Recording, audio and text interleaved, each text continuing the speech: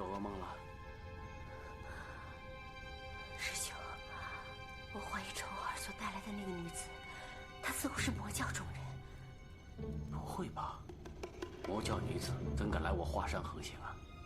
是真的，我看见她所用的轻功，跟当年我们跟任我行打斗的时候，任我行所用的颇为相似。如果真是这样，那我们可得好好的从长计议一番了。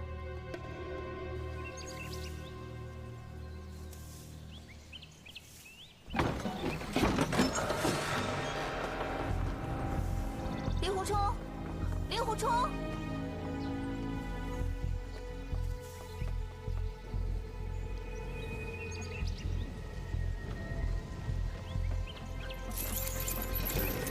令狐冲！令狐冲！你过去干什么？危险！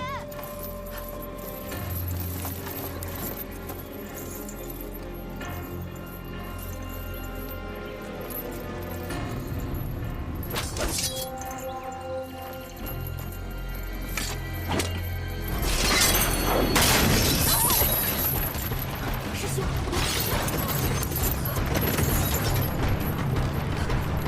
岳不群，你干什么？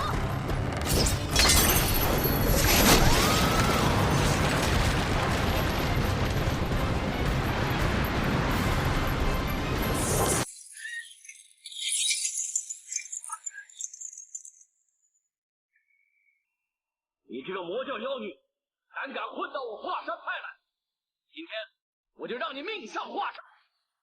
你以为你这样就能让我死吗？你太小看我了！灵芝，加油！好，快！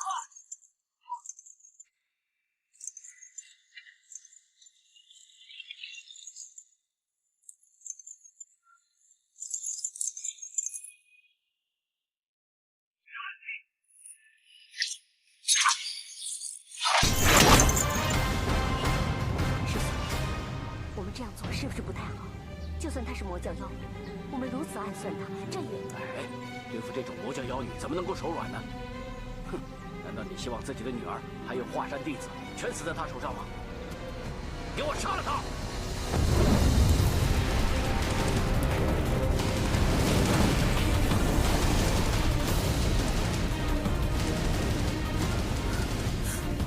糟了，给令狐冲输送内力之时，一心要压住去阳的内力，结果损耗过度，偏偏这个时候内力提不上来，糟糕！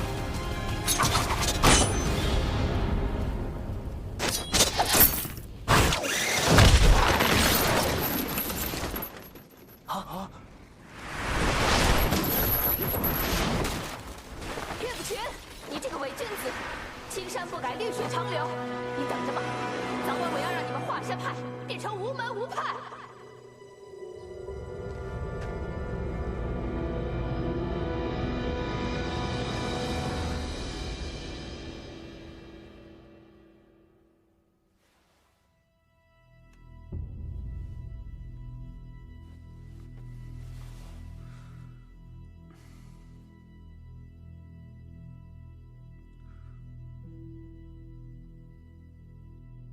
是你啊？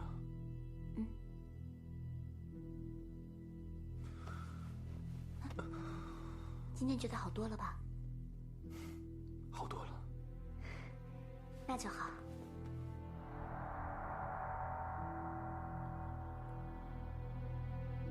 怎么了？该不该把她是魔教妖女的事情告诉大师哥呢？你在想什么？没什么。东方姑娘跟我说，她突然有点急事，要先走，过一阵子再过来看你。他这个人就是这样，来像一阵风，去也像一阵风。是啊，她是挺古怪的。啊，对了，现在什么时辰了？天都快黑了。哦，难怪，肚子都有点饿了。饿了，那我去拿些吃的给你，好不好？好。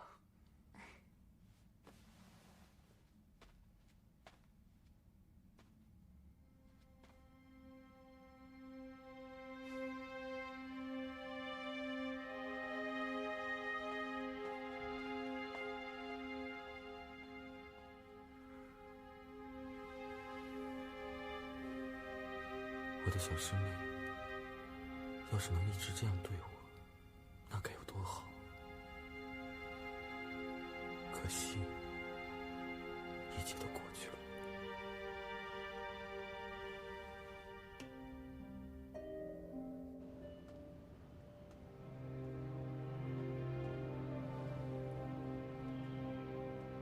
师兄，他现在活着离开了，会不会回来报复啊？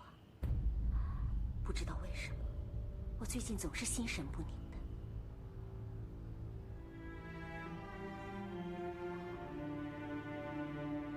不如我们下山躲一躲吧。躲？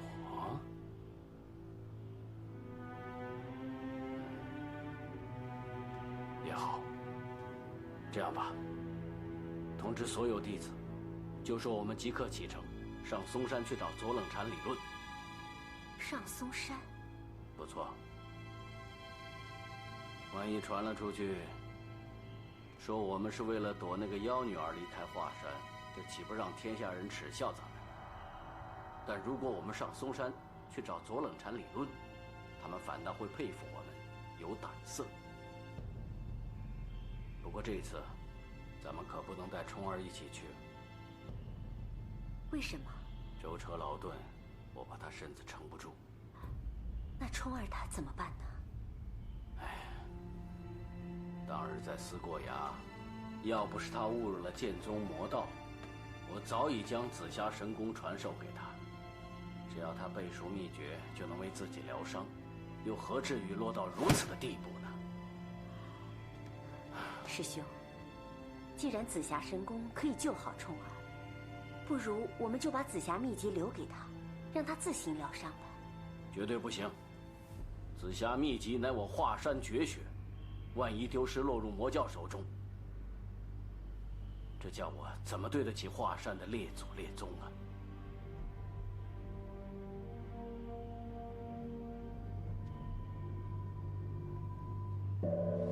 上嵩山。师父，请恕弟子直言，五岳剑派虽是同气连枝，可即便是左盟主，也无权过问掌门一事。是啊，师父。本来，只要是能够光大我华山派的事，由谁来当这个掌门人都没关系。只是剑宗如今已堕入魔道，如果还由剑宗的后人来指导华山，那我华山的百年基业恐怕就要被毁于一旦了。虽然只剩下一个剑宗的余孽，不足为惧，但一旦他勾结上了嵩山派，这件事就不简单了。所以师父准备上一趟嵩山，去找左冷禅讨个公道。德诺，师娘，我们这次是轻装简行，所以你通知其他弟子，让他们先回故乡，等我们从嵩山回来之后，再召集他们回来。是师娘。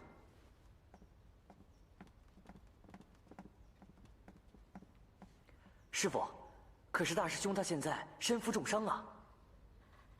这次出行路途遥远，所以你师父决定让冲儿留在山上养伤。娘，所有人都走了，那由谁来照顾大师哥呢？大友，你就留在山上照顾你大师兄吧。是师父。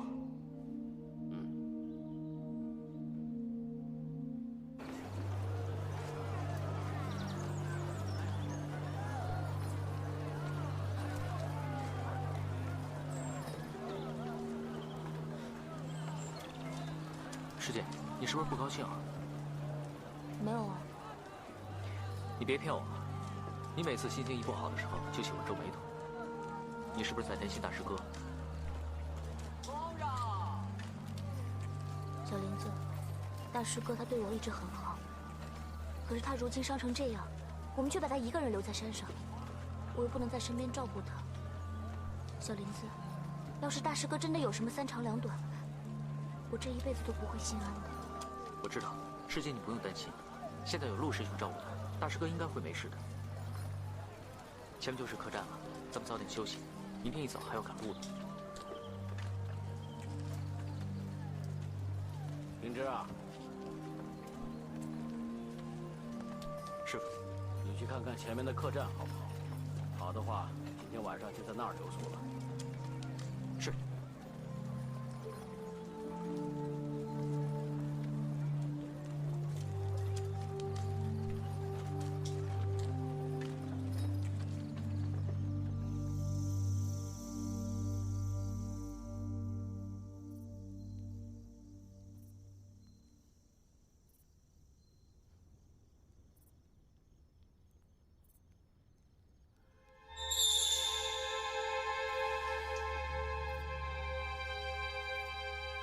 不会是那个魔教妖女回来寻仇来了吧？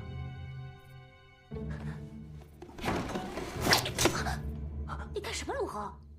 是我。小师妹，你怎么又回来了？我。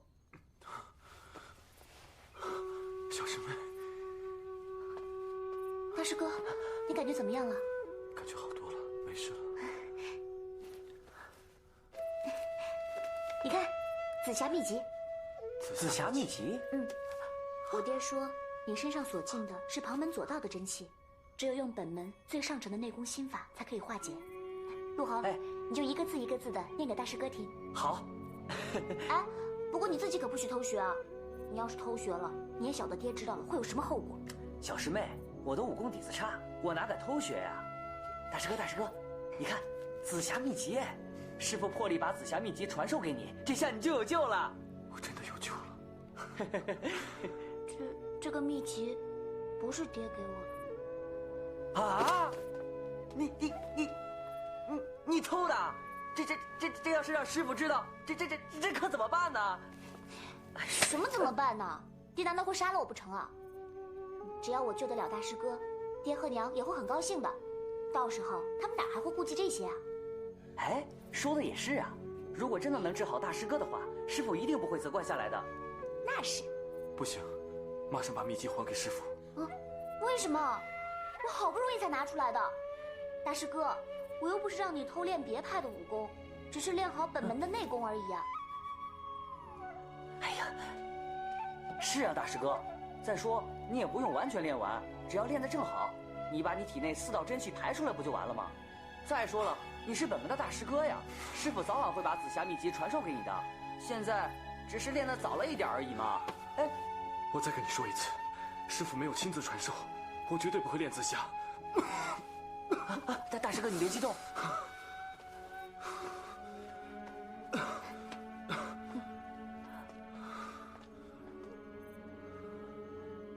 陆恒，你一定要想办法让大师哥修炼紫霞秘籍，别不枉费我跑回来一趟。小师妹，你放心吧，我会劝大师哥练的。哎，对了。师傅他们今晚住哪儿啊？福来客栈。福来客栈？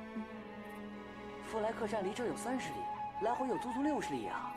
我现在只希望大师哥早日康复。我得走了，陆恒，好好照顾好大师哥。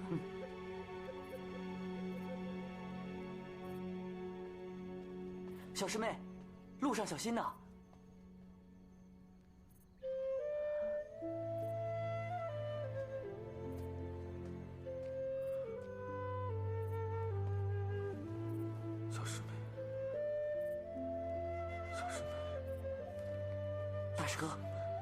大师哥，是我，小师妹她走了。她走了？啊，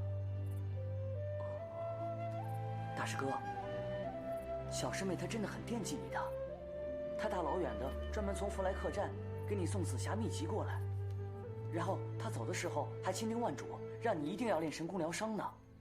大师哥，你别辜负小师妹的一番好意啊！我要开始念了啊，你听好了。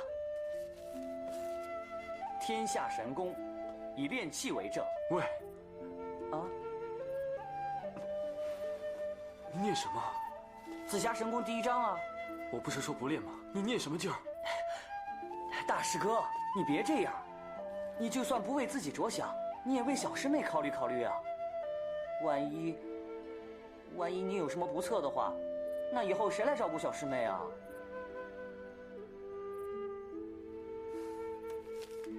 原为天授。我说不练就不练。大师哥，你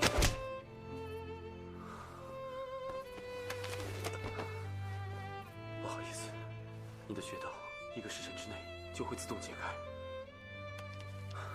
我呢，离这本秘籍越远越好，免得我死了以后，人家说我练自家神功，练到走火入魔而死，明白吗？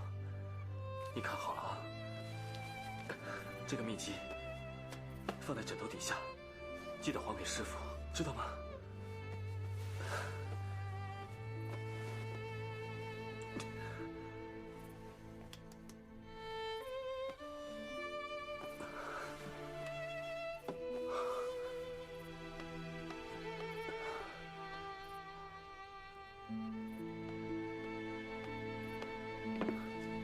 走了。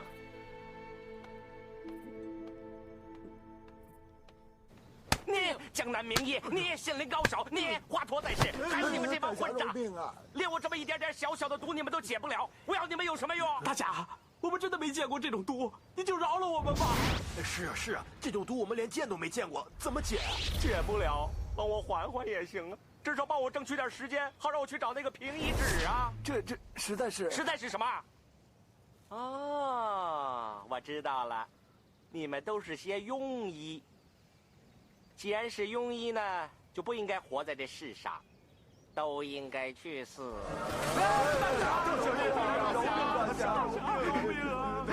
各位大哥，我也不想杀你们的。你们不会故意给我藏了一手，怕我不给钱吧？没有啊，有办法了。我给你们每人喂点我的鲜血，我看看你们能不能医。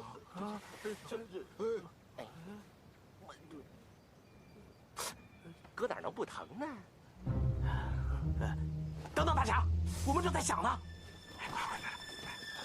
看来这人是个疯子，如果咱们不给他治，早晚得被他弄死。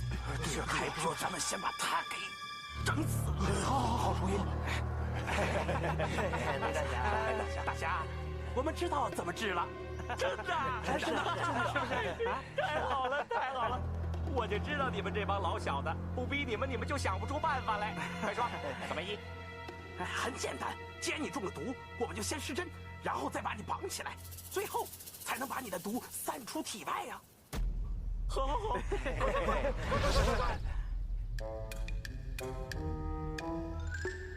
有必要扎那么多针吗？光这样散毒，毒散不干净，必须出身汗。但是你在这桶里又不能跑步，我们觉得你从这里滚下去比较好。是啊，就是，真的假的？真的假的，你都得滚！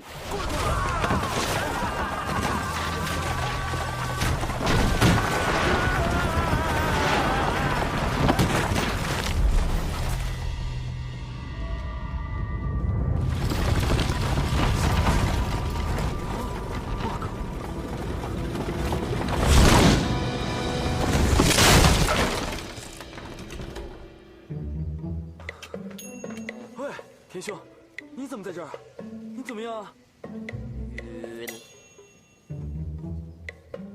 喂，田兄，行不行啊？不行了。真没想到，我此生最后见的一个人，居然是你。我也没想到，我最后跟你死在一起啊。喂，你说，这个时候如果来一壶美酒的话，该有多好啊！是啊，要是再来个女人，那就更好了。狗改不了吃屎。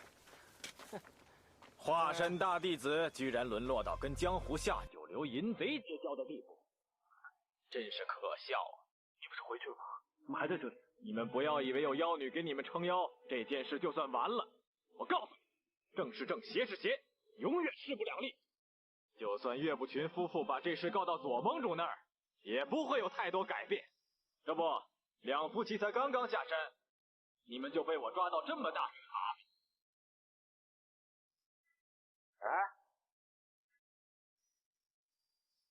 想怎么样？想你们死！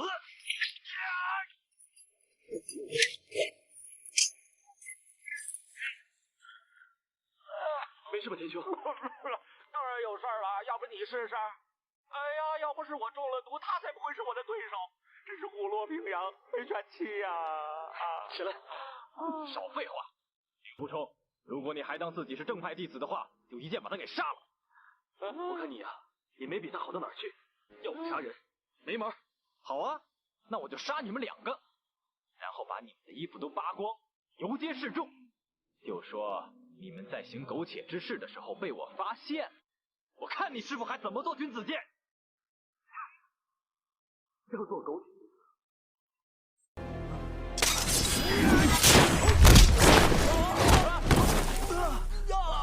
我怎么那么倒霉呀？你不想跟我做，也不用打我嘛！快起来！怎么样？是我帮你们拖，还是你们自己拖呀？哎，我说，你怎么有这爱好？你不动是不是？好，我来动。哎呦！天生，你到底想怎么样？你拖不拖？令狐冲，不要被他欺负，老子死了就死了，18年后又是一条好汉。好，我成全你。等等，我脱。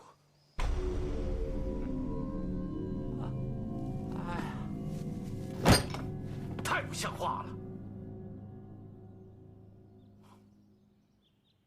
你也真是的，这么大的事情，怎么不跟你爹说一声呢？我就是怕爹不同意，所以我才……所以你就偷是吗？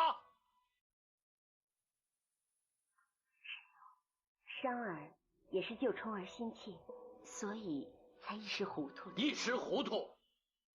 华山的门规，如果没有经过掌门人的同意，就私自偷看秘籍，该当何罪？爹，这件事不关大师哥的事，你要罚就罚我好了。你给我闭嘴！立刻跟我回华山去。走。师兄，我跟你们一起去。不用了，你带着德诺他们在10里外的韦陀庙跟我会合吧。走。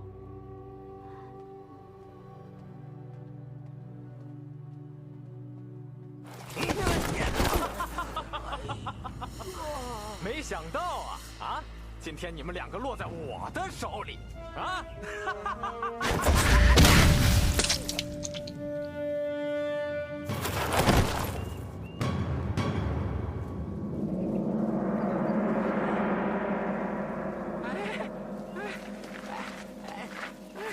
哎呦，我看到你实在是太高兴了，我太高兴了。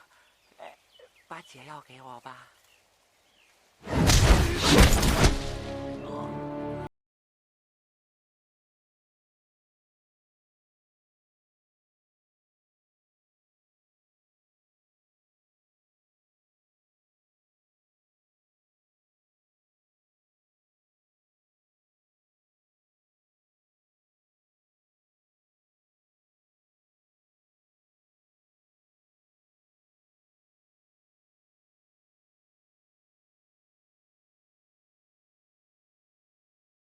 了，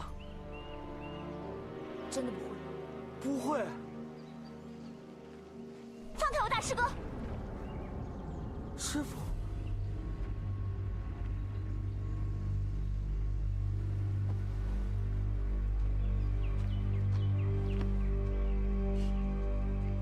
岳不群，你来的正好，我还没有找你算账。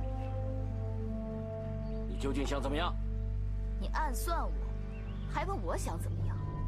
我想杀了你！杜方姑娘，你怎么样？爹，他好像受重伤了。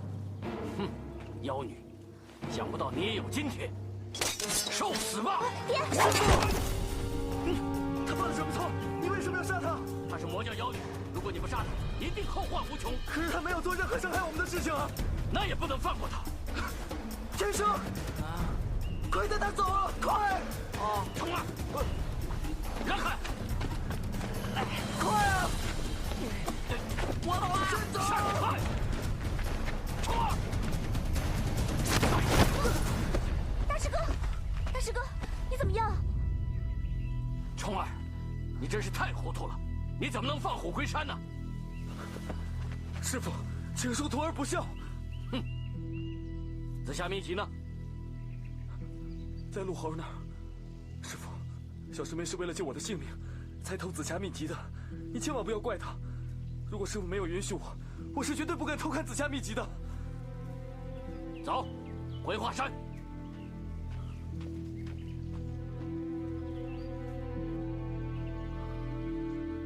走吧。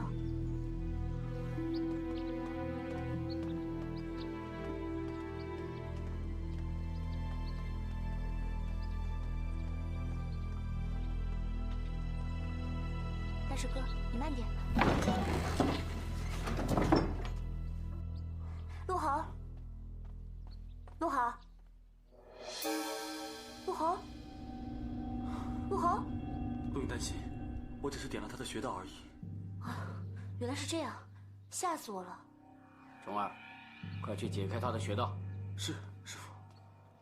陆豪儿因为我不肯看秘籍，于是要念口诀给我听，我阻止不了他，所以才点了他的穴道。哦。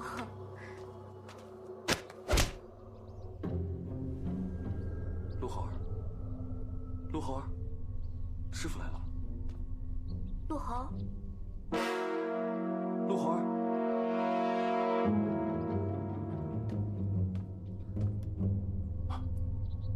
你点了他什么穴道？他死了。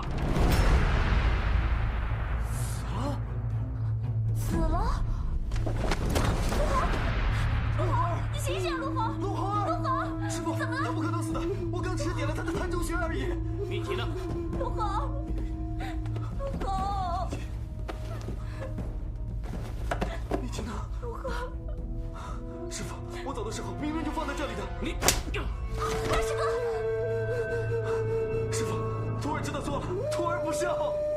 爹，都是女儿不好，你别怪大师哥了。师傅，一定是有人偷了紫霞秘籍，徒儿就算是上刀山下油锅，也一定帮师傅找回来，一夜不缺。如果找不回来呢？万一被人给抄了呢？那还能是我们华山派的独门绝学吗？虫儿，你老实说，如果是你拿去了，把它交出来，师傅不会怪你的。师傅，徒儿向你保证，要是有人偷看了紫霞秘籍，有10个杀10个，有100个杀100个。如果师傅还是怀疑是徒儿做的话，那师傅就一想把我打死吧。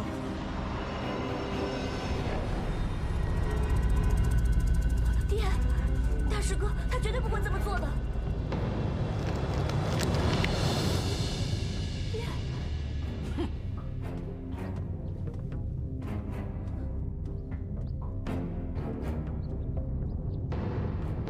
怎么会这样？怎么会这样？陆豪，陆豪。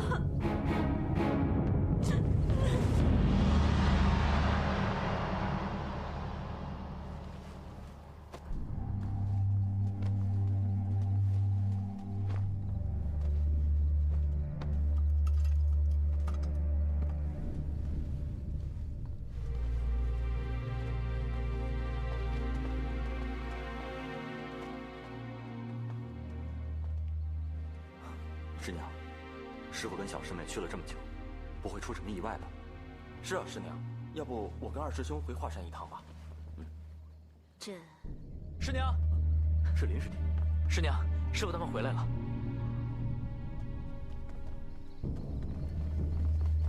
师兄，师傅，大师兄，你的伤势好多了吧？哎，陆师兄呢？师姐，冲儿，到底出什么事了？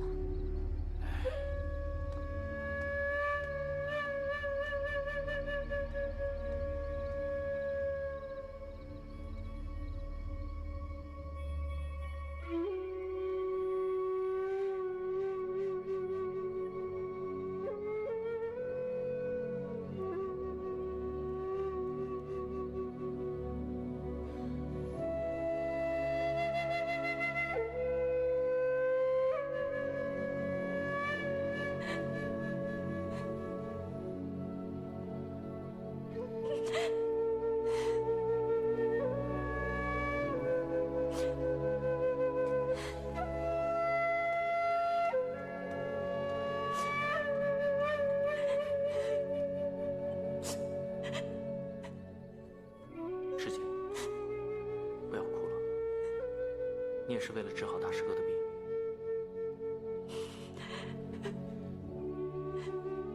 都是我不好，要不是我，罗后也不会死，连他紫霞秘籍也不会不见了。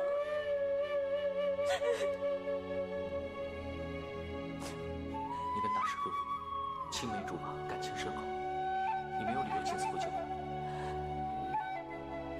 你不怪我？别傻，怎么会呢？如果换做是我也会这么做的。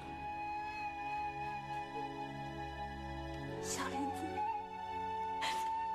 你说老天爷他怎么这么不公平？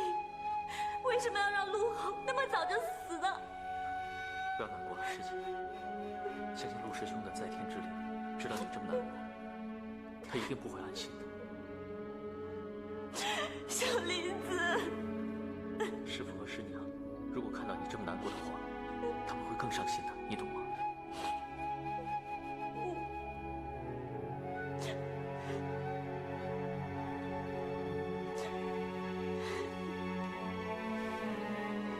真没想到，我们一离开华山，就发生这么多的事情。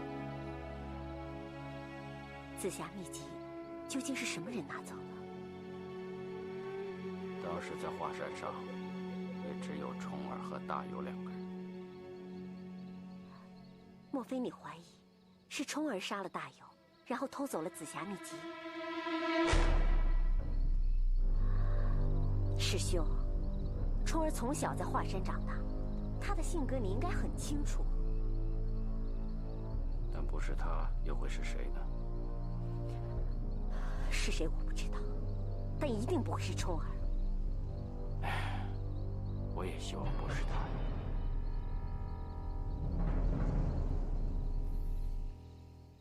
想不到师父还是怀疑。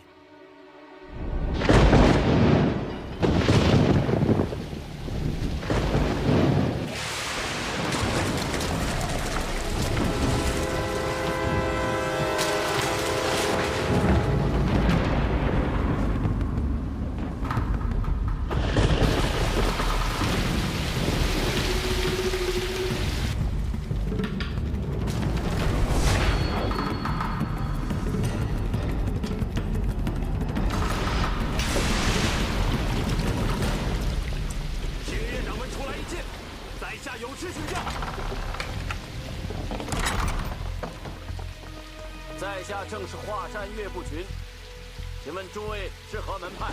我以为岳掌门只对辟邪剑法有兴趣，原来对我们无名小族同样有兴趣。既然是无名小族，就不要打扰我师父，滚！听说岳掌门收了锦衣卫都统林震南的儿子为徒，素闻你们剑法神通，独步武林，对辟邪剑谱想必不屑一顾，所以我们斗胆向岳掌门借剑谱一看。我想诸位都弄错了吧？在下并无辟邪剑谱，不在你这里，在哪里？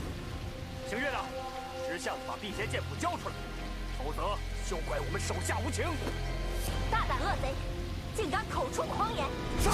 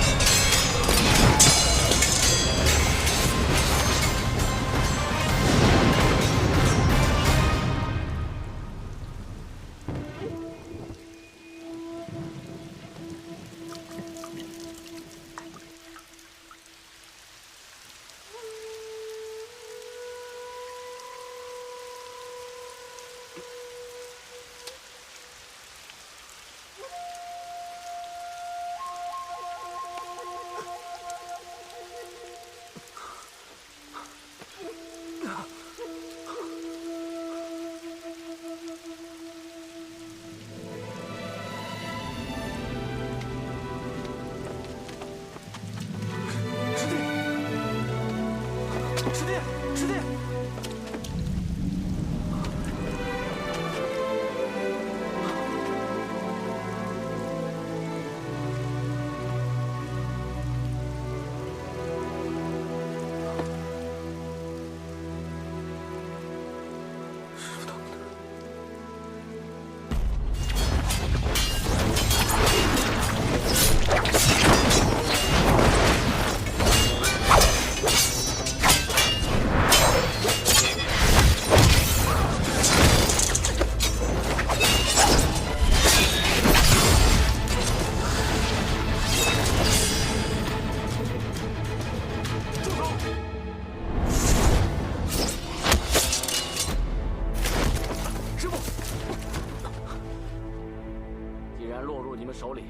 杀就杀吧。岳某人在江湖上众所皆知，杀我容易，想败坏我名誉，简直做梦。坏你名誉还不容易吗？你的夫人、女儿相貌都不错，我们不如大伙儿分了去做小老婆，这样一来，岳先生在武林中可就更加的大名鼎鼎了。岳先生，我们的来历或许你已经猜到了3分。我们并不是武林中什么白道上的英雄好汉，没什么事做不出来。众兄弟有好色成性，倘若得罪了尊夫人和令爱，于你面上可不大光彩。那好吧，既然你们不信，尽管在我身上搜便是，看看究竟有没有你们要的辟邪剑谱。哼，我劝你还是自己献出来的好，一个个搜讲起来，搜到你老婆、女儿身上，未必有什么好看。你别乱来啊！一切祸事都是因为我林平之而起。我告诉你，我们林家是有剑术，但是传了很多代，到了我这代已经没有什么辟邪剑谱了。我说的都是真的，信不信由你们。好，那我今天就杀了你！住手！在下东山派陆白。原来是陆三侠，幸会幸会。不知几位尊姓大名，何不以真面目相见呢？我们多是黑道上的无名小卒，难听之极的匪号若是说讲出来，怕是玷污了各位武林高人的耳朵。咱们打开天窗说亮话吧，人人皆知，福威镖局林家有一部辟邪剑谱，炼制可天下无敌。林振南夫妇被害，便有人眼红这部辟邪剑谱。林振南夫妇到底是被谁所害？外人不知详情，我们只听说这位君子剑暗使诡计，骗得林振南的儿子死心塌地地投入了华山派门下，那部剑谱自然也带入了华山派门中。那恐怕也不见得。华山派的剑法精妙，而且岳先生的紫霞神功更是独步武林，乃是最神奇的一门内功，如何会去贪图别派的剑法呢？岳不群有什么精妙剑法？他华山派剑气两宗分家之后，气宗霸占华山，只讲究练气，剑法平庸幼稚之极。可是众位亲眼目睹，眼下他们就是为我们几个无名小卒所擒。岳不群当然有自知之明，他是急于得到辟邪剑谱，好精研剑法，以免徒有虚名。一到紧要关头，就出丑露乖。这几句话倒也在理。我们这些黑道上的无名小卒，说到功夫，在众位名家眼中看来，原是不值一笑。对那辟邪剑谱，也不敢起什么贪心。不过以往10几年中，承蒙锦衣卫林大人瞧得起，每年都赠送厚礼。他的属下处理公务，经过我们山下，众兄弟都冲着他的面子，谁也不去动他一动。这次听说林大人为了这部剑谱，闹得家破人亡，大伙儿不由得动了公愤，因此要和岳不群算这笔账。既然今日碰巧有与华山结盟的五岳剑派高手在此，这件事到底如何处置，听凭陆三侠吩咐，在下无有不遵。这位兄弟很够朋友，我嵩山派领了这个交情。华山派掌门人之位，依我们左盟主说，理应由风不平风先生执掌。岳不群今日又做出了如此卑鄙无耻的事情来，我想还是由风先生自行清理门户吧。众位给在下这个面子，当真是感激不尽。岳不群，你积恶太深，罪不可恕，依华山门规，应当处死。哼！剑宗的后人，为了华山掌门之位，居然出此毒计。风不平，就算你把我杀了，日后你又有何颜面再见我华山的列祖列宗啊？呸！果然是个伪君子，死到临头了还在做戏。好，那我就送你一程。风不平，就算你把我给杀了，你日后又有何颜面再见到我华山的列祖列宗啊？呸！果然是个伪君子，死到临头了还在做戏。好，那我就送你一程，看你到了黄泉之下，还有脸面去见本派的列祖列宗。慢着！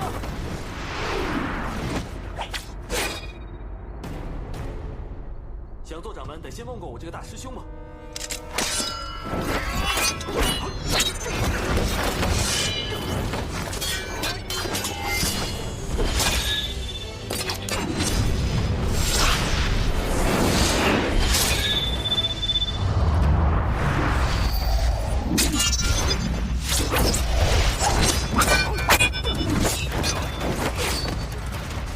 好剑法，无论风不平如何凌厉狠辣的剑法攻来，想着走神也便能看到招式中的破绽所在，随手中剑，逼得风不平非回剑自保不可。当风不平内容招数上无法抵挡，便以长剑运内硬砍硬劈，打法未免也太过分了。仇儿，为什么会突然有这么高的剑法？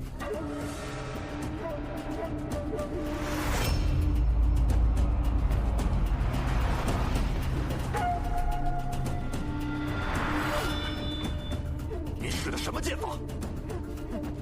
这当然是化神剑法。混账！为剑宗之长，意图重掌华山一派，倘若在剑法上竟输给了气宗的一个徒儿，做华山派掌门的雄图定然从此化为泡影，势必又将入深隐居，再无脸面在江湖上行走了。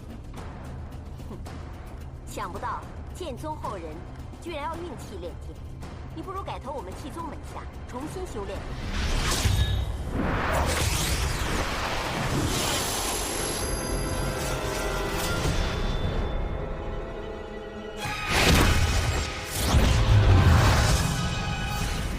他的剑法不但招数精奇，而且剑上气势凌厉，并非图以剑招取胜。此人虽为剑宗后人，但气功之高，竟也并不在我之下。仇儿在此狠招之下，竟然始终抵挡不住，这剑法之高，好生令人奇怪。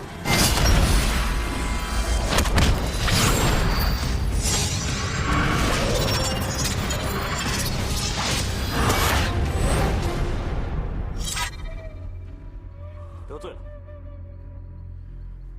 在下认输了。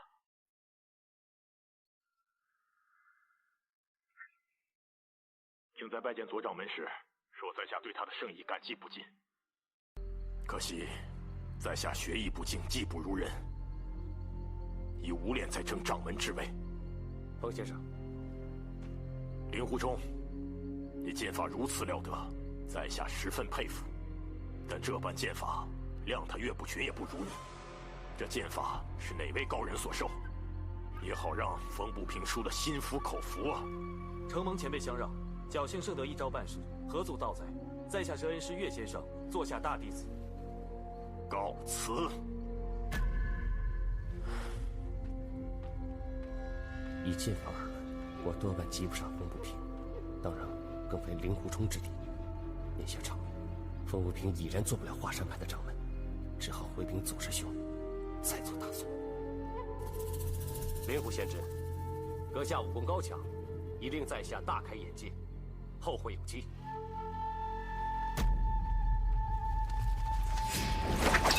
阁下的剑法果然精妙，我们本应知难而退，可既得罪贵派，日后一定祸患无穷，唯有斩草除根，以多取胜。我内力全无，没法动弹，怎能在这些好手的分剑合击之下突围而出？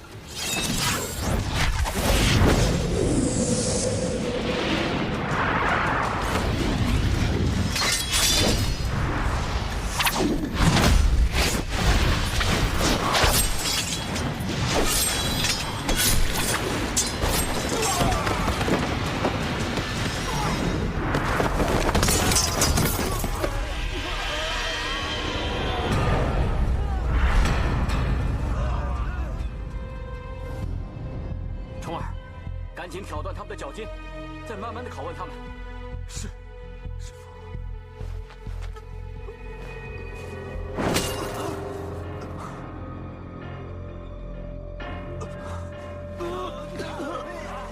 大家冷静一下，用手拉住同伴的腰带，跟着我走。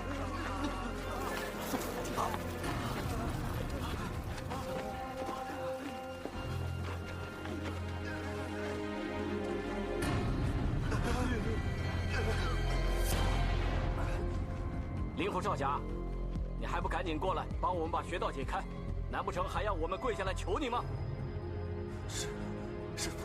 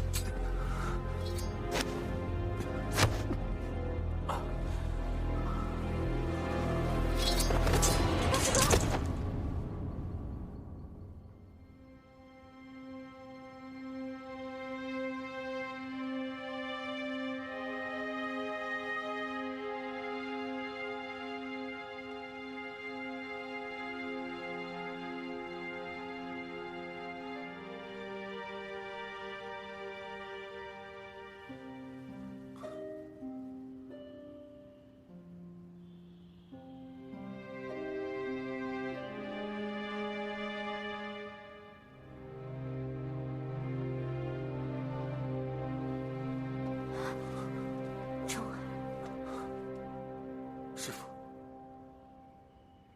昨晚那几个蒙面人，你是不是认识？徒儿不认识。哼，既然不认识，为什么我让你挑断他们脚筋的时候，你却不肯呢？师父，不是这样的。当时我体内那几股真气从丹田处窜出来，四处游走，我的手脚完全不受控制。你倒挺会编故事啊！师父，徒儿自幼孤苦，承蒙师父的大恩大德，收养我才能够活到现在。弟子虽然不才，但绝对不会做出欺骗师父的事情。哼，你不敢欺骗师父。好，那我再问你。你的那些剑法是谁传授给你的？请师父恕罪。传授剑法那位前辈，要弟子答应，绝对不可以透露出这剑法的来历。即便是师父和师娘。那是当然了。你的武功都已经到了现在这个地步了，又怎么会把师父师娘放在眼里呢？那些黑衣人不是都说了吗？华山派掌门一席就该由你来接掌才是。徒儿真的有难言之隐。日后如果那位老前辈答应的话，徒儿一定会将全部的事情告诉师父，绝无半点隐瞒。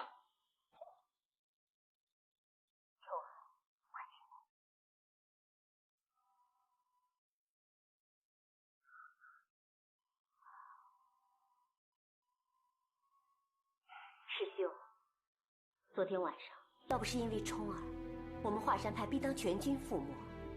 不管传授冲儿剑术的那位前辈究竟是谁，我们所受的恩德总之不小。至于那些恶徒的来历，日后总能查得出来。冲儿跟他们之间怎么可能有交情呢？是啊，爹，大师哥他一剑就刺下了那些人，怎么可能跟他们是一伙的呢？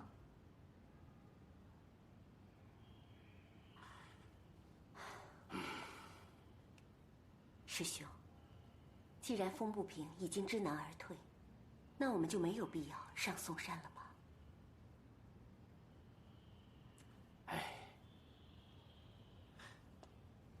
师父、师娘，弟子父母双亡，现在只剩下外公和外婆，我十分挂念他们，想去见他们一面，顺便禀告乡亲。如果师父、师娘，还有师兄、师姐肯赏脸的话，不如到弟子的外祖家盘桓数日，想必我外公外婆定感万分荣幸。娘，小林子的外公在洛阳，既然我们都下山了，不如我们就到洛阳去看一看，也当是增广见闻了。平之的外公金刀无敌，威震江湖，我一直对他非常敬仰，只可惜无缘见面。好，我们不妨就到洛阳走走，说不定还能结交到几位谈得来的朋友，那就更不虚此行了。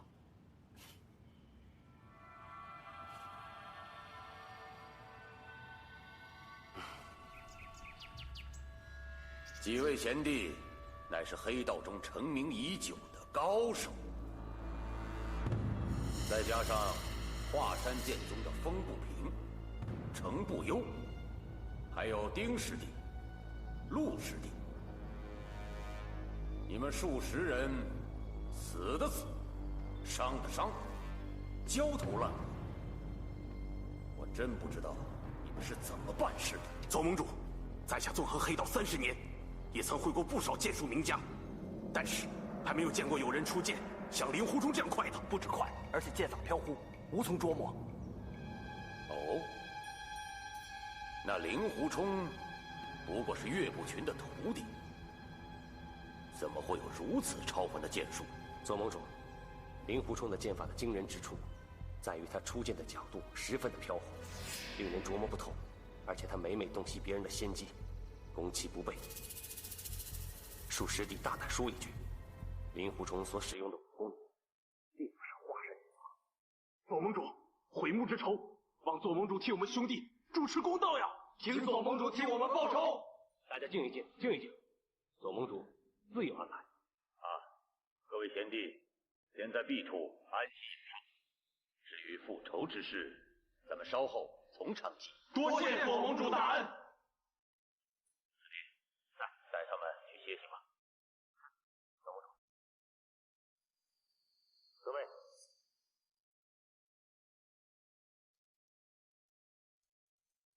随手一剑刺下所有人的眼睛。莫非令狐冲已经得到了辟邪剑谱？掌门，刚刚收到一封密函。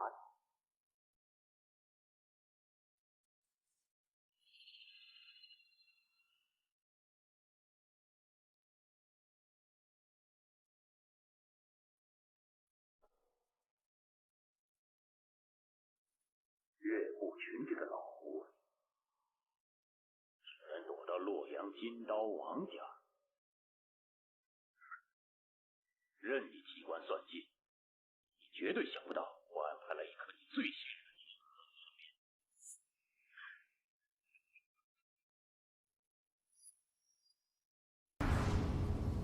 哎呦喂，哎呦喂，哎呦喂，哎呦喂，哎呀，哎，我说美人，咱们这到底是要去哪儿啊？我们这往西都走了好几日了，你该不会是要我陪你去西天取经吧？啊？再半日就好了。哎呦，你骗谁呢？你都说半日好几次了。再啰嗦就送你上西天。哎呀，我说美人啊，你看你啊，人又长得漂亮，武功又高。哎，我说你行个好，把解药给我，把我给放了吧。啊，歇会儿啊。好啊，啊，看你背了我这么久的份上，又救了我，我给你解药吧。真的，来，快下来下来。哎呦，慢点，来，哎，走，哎，啊，嘿嘿。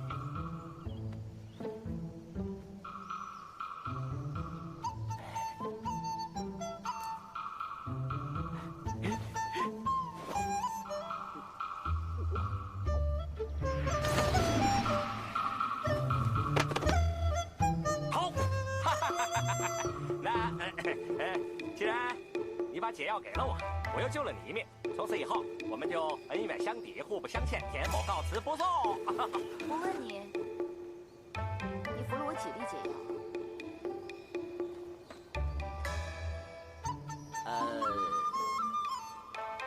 ？2粒。我的解药这么有效，你又何必服2粒？再说，就凭你这种后生小辈，配服我的解药吗你？另外1粒是断筋伏骨丸啊。若不听话，那么我现在就催动这药丸的毒性，要你全身的软筋寸寸俱断。那时候你嘴巴张不开，舌头也不能动啊，那滋味想来不好受。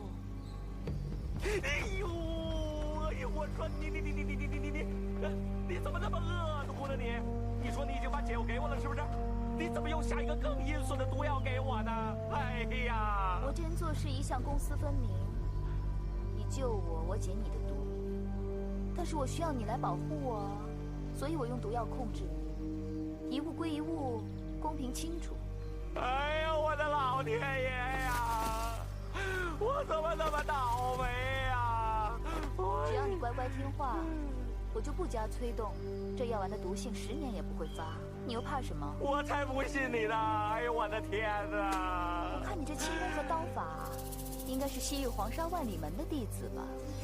陈其通和吴其胜这2个小子，哪一个是你的师傅？怎么就教出你这样一个淫贼来？你怎么会知道我的师承？不错，我就是黄沙万里门的弟子。不过，我的寿元恩师已经死了多年，吴师叔也已经是60多了。哎，我的姑奶奶，你怎么能够管他们2位老人家叫小子？我师父和他们的太师祖灵虚子平辈论交，我叫这2个家伙小子又有什么不对？真的假的？那你是谁啊？不用知道。你这个万里门的弃徒，低我这么多辈，背背我也是应该的吧？反正我服了你的毒药，又被你点了死穴，不背你能怎么办？你只要背着我一直往西走，乖乖听话，自然有办法的。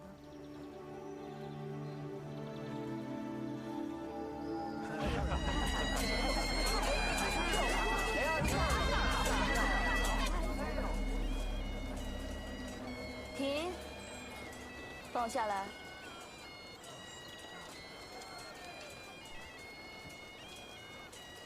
哎呀，大姐，又怎样啊？想不想解开自己的死穴啊？那是当然啊。行，那你得听我的。喏，有没有看到前面有人在娶妻啊？你上前去抢新娘。不会吧？这扮新郎入洞房的事呢，我确实干过不少。但是在光天化日之下抢人家老婆，不太合适。不过听起来倒是挺刺激的。但跟我的死穴有什么关系？有关，大大的有关。哦，你说来听听。该不会是说，让我和抢来的新娘一块洞房，便能解了我的穴道？要是这样的话，我倒是不妨让你多点几次。那就要看你有没有这个本事了。这么说来是真的，我现在就去。慢着，话还没说完呢。又怎么了？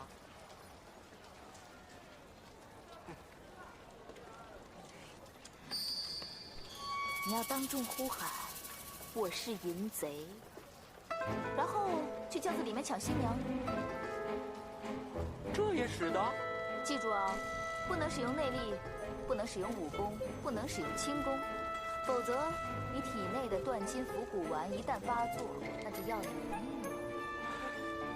你不是说只要你不催动药性，就是10年也不会发作吗？是啊，不催动就没事。可惜我刚才这2掌已经用了内力，你身上的禁制已经解除，你要是一动，就是一个死字。你玩我！你要解穴，就只能如此。哎，美人，要是你说的那样，我过去抢亲，会被人家打死的。我就是要你挨打。我现在内力不足，难以同时给你解开死穴。现在你身上的禁制已经解开了，叫众人一顿好打，打得你吐出淤血，那就好了一半。你什么？你现在时间不多了，快去！我是淫贼啊！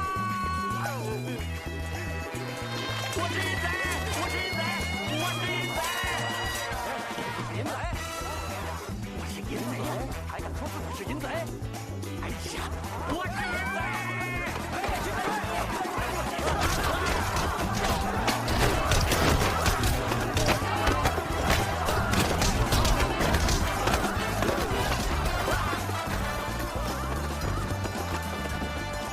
地府归你，这是你欠敌人，我和你的账得算清楚。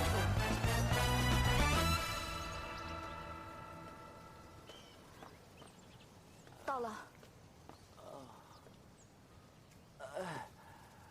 哎呀，总算是到了。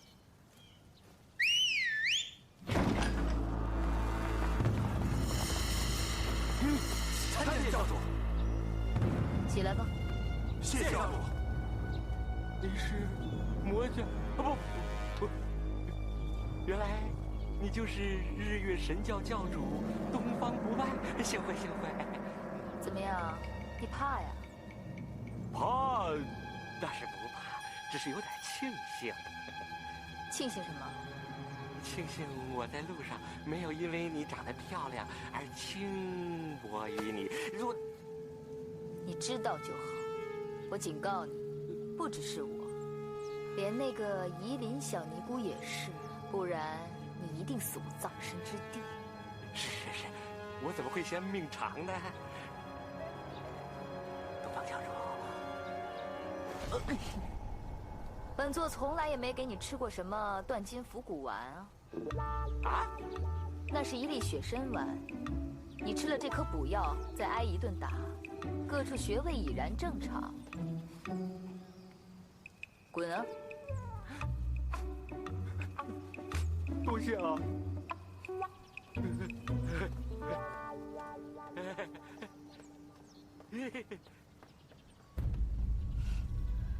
教主的伤还好吧？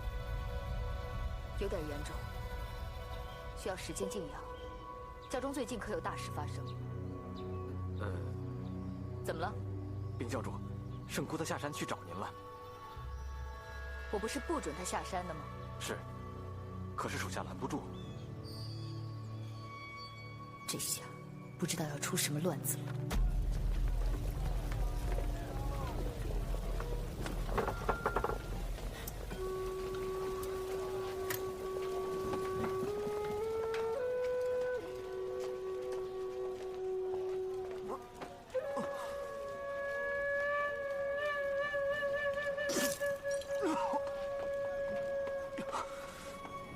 大师兄，哎，你怎么在这儿？没跟他们一起啊？你身上的伤还没有全好，我不放心你，所以出来看看。大师兄，我扶你回去，来。我拿个酒。哎，小心。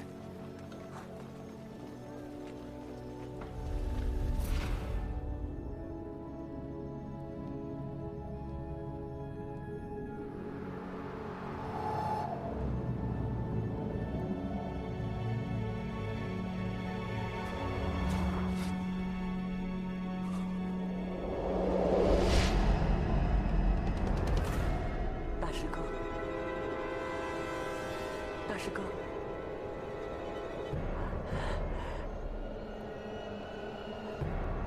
陆火，大师哥，我死得好惨。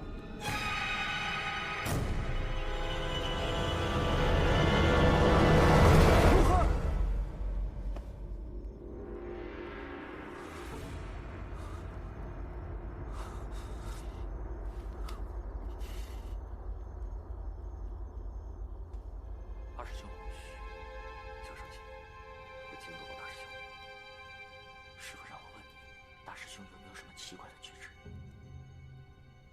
边走边说。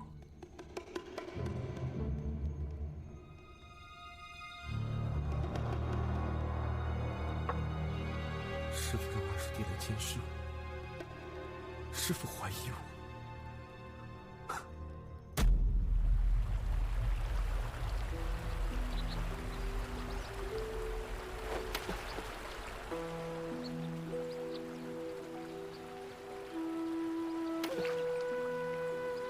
冲儿，师娘，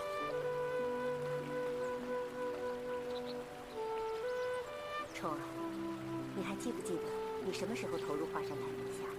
我记得，那年我们乡下闹瘟疫，我爹和我娘都死了，我流落街头，讨饭度日。幸好师父师娘收留我在华山，到现在已经有15年了。是，那时候珊儿只有3岁，在众多弟子当中，你是最聪明，悟性也很高。华山派早晚要交到你的手中。其实我跟你师父对你期望很高，你千万不要让我们失望。师娘，可是师父他怀疑我，他还叫二师弟来监视我。最近的确发生了很多事，林家的辟邪剑谱下落不明，紫霞秘籍又被人偷走，而你最近的武功又大有长进。从这种种迹象上看，你又怎么能怪你师父怀疑呢？林志南夫妇他们临死前的遗言，我都一字不漏地告诉林师弟。那本辟邪剑谱，我连看都没有看过；紫霞秘籍，我也没有拿。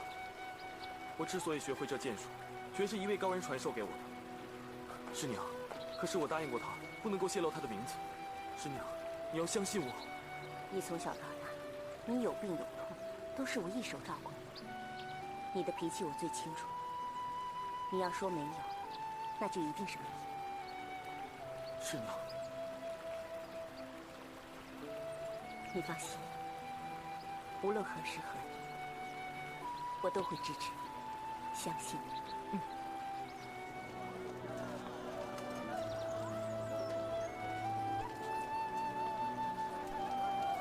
我们今天晚上就在这里投宿吧。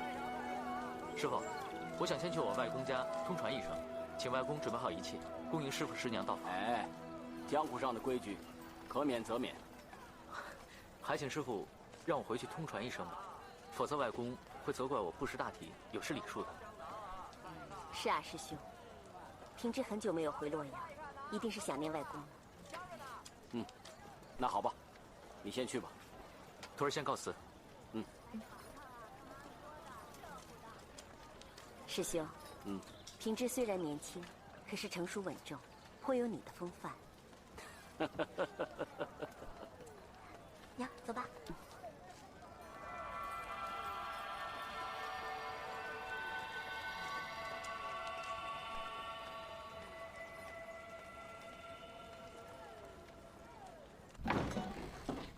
大师兄，什么事那么高兴？你看，哇，40两这么多，捡到的？不是，不过也和捡到没什么两样了。哎，大师兄，你也有分？我也有。当然了，金刀门的王老英雄来迎接师傅师娘。师兄啊，王家的排场可真大呀！哎，不但备了很多贵重的礼物，只要是我们华山的弟子，都有这40两银子可以拿。大师兄，你也去吧。我才不去。为什么？拿这40两银子喝酒也好啊。40两又怎样？他们无非是想宣扬他们王家有钱有势的，我干嘛往他们脸上贴金啊？我去找酒喝去了。大师兄，大师兄，大师兄！哎呀，又怎么了？难道我不要这40两都不行吗？恐怕，你不要这40两还真不行。师父吩咐了，你一定要去拜见王老爷。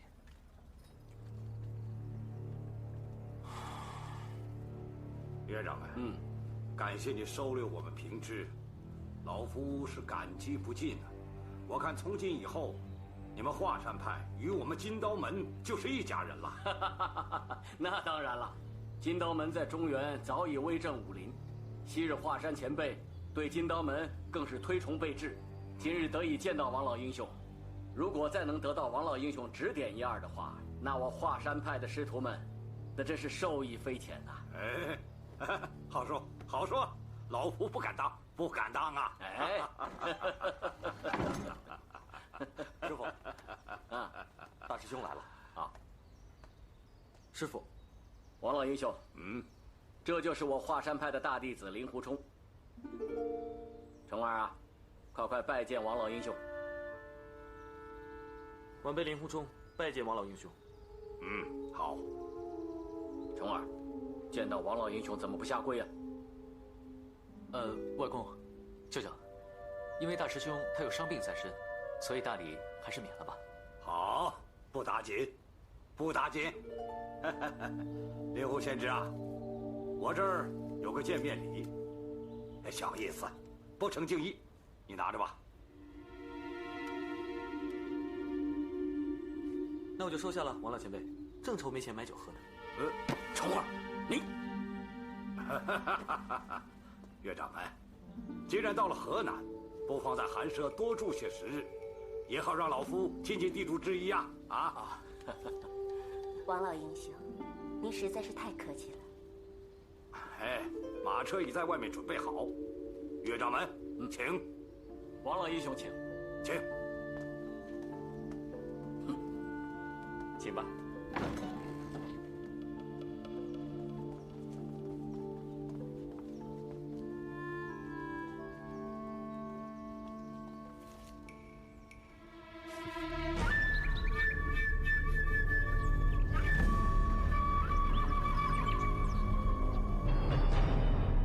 清救我王家上下，你父母的仇我一定要报。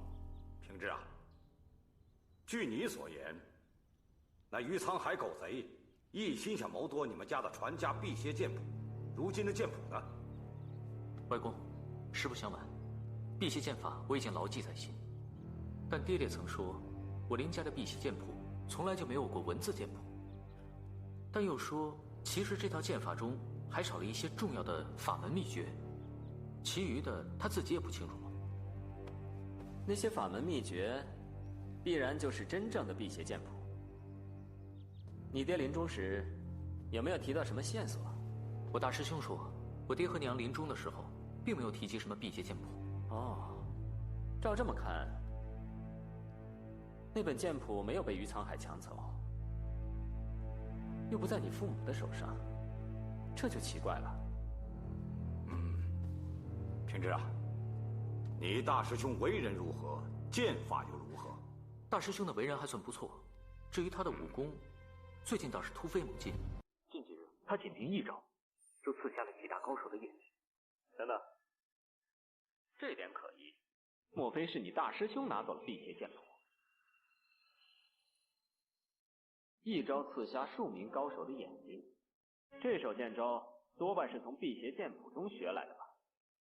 没错，一定是令狐冲那小子偷了你家传的辟邪剑谱，不然他的剑法怎么可能比岳不群还高？不会吧，大师兄不是那样的人。平之，人心隔肚皮，防人之心不可无啊！你父母离世时，只有令狐冲一人在他二位身旁，也许是他刻意隐瞒了你父母的遗言，自行取了剑谱，暗地修炼，这样也才说得通啊！你说是吧？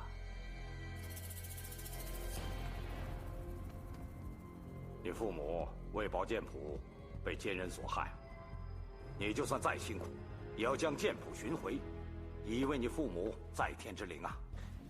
孙儿不会忘记父母的血海深仇，孙儿谨遵外公教诲。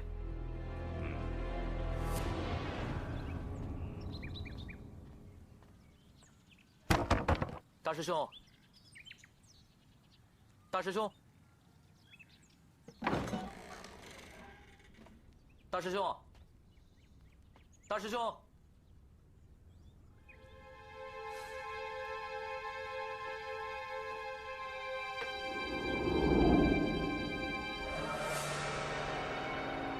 一定是令狐冲那小子偷了你家传的辟邪剑谱，不然他的剑法怎么可能比岳不群还厉害呢？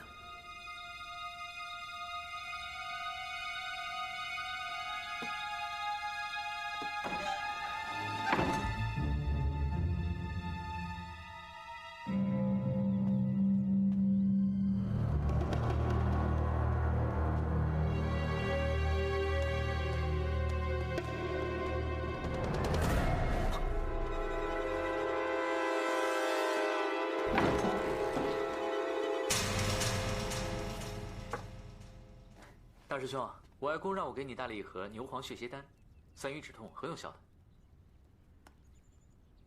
好，帮我谢谢他。那我先走了。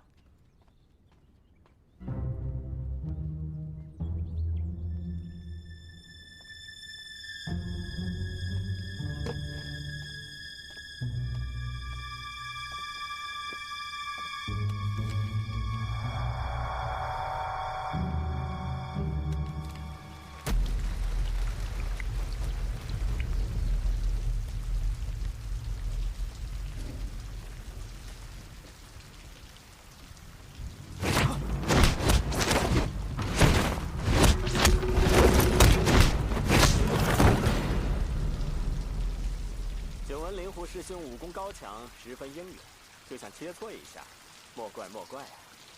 没事，大家往乱吧。令狐冲，我听平之说，我姐姐和姐夫临终之时，只有令狐兄你一人在他二人身边，是又怎么样？我姐夫有一本辟邪剑谱，临终之时托你交给平之，你为何迟迟没有交出？谁告诉你，我有一本辟邪剑谱，要交给林师弟？哼！倘若无此事，你为何一副做贼心虚的样子，说起话来又胆战心惊的？你一剑便刺瞎了数位高手的双眼，此剑法如此精妙，若不是从辟邪剑谱中学的，那你又该如何解释？怪不得师父师娘和众师弟师妹不感激我救了他们的性命，反而人人大有一计之意。我始终不明白是什么缘故，原来他们都认定是我拿了林震南的辟邪剑谱。旁人这般猜想并不稀奇，但师父师母抚养我长大，师妹和我情如兄妹，我令狐冲是何等人，居然也信不过。我想这句话我说对了，你无言以对了，是不是？那辟邪剑谱呢？我们也不想为难你，你只需将剑谱还给平之。我告诉你，林震南夫妇临终的时候，并没有交给我什么辟邪剑谱。如果他们自己有辟邪剑谱的话，他们早就天下无敌了，又怎么会被人杀害呢？站住！天下之事无独有偶，你已经练会了辟邪剑法，剑术神通，可此时此刻却连伤带肿的，这又该如何解释呢？我再跟你说一次，我身上没有辟邪剑谱。林震南夫妇的临终遗言，我全部都传给林师弟。我令狐冲要是说谎的话，我愿意五雷轰顶。这等关涉武林秘籍的大事，倘若发了一个誓便能不了了之，岂不是把天下人都当作傻子了？你想怎么样？我不想怎么样。倘若没有的话，你让我搜身。不，你把我当贼了。你若自认清白的话，又何惧之有呢？倘若我搜不到的话，还可以还你清白，岂不便宜了你？好啊，你要搜可以，不过我要请我的师父师娘，还有林师弟来替我做个见证。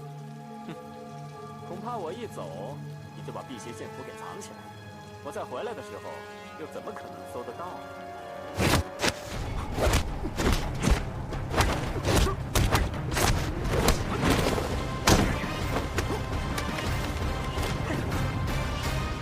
这下人赃并获了吧？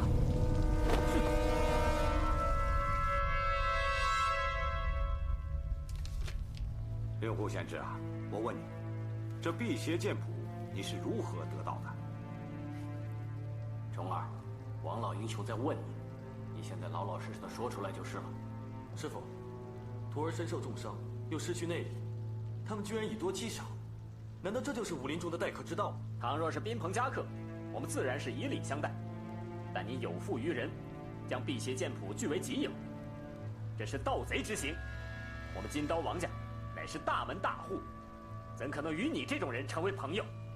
林师弟，我问你，难道你也以为辟邪剑谱是我偷的吗？大师兄，大师哥不会这么做的。哼，现在人赃并获，令狐冲，你还敢狡辩？好啊，你们口口声声说这是辟邪剑谱，那我问你们，你们有谁见过真正的辟邪剑谱啊？既然没人见过的话，你们又凭什么说这本就是辟邪剑谱呢？这本剑谱是从你身上搜出来的，岳师兄又说这本不是你们华山的武功秘籍，那还不是辟邪剑谱吗？你硬要强词夺理，我也没有办法。好啊，你硬要说是辟邪剑谱，那就是辟邪剑谱了。那你照着练呢，看能不能练成天下第一剑法。令狐贤之啊，小儿刚才得罪了，真是抱歉。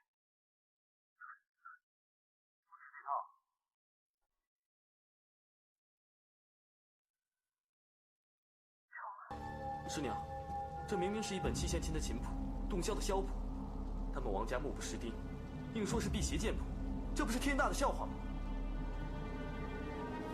王老英雄，可不可以借你这本书给我看一下？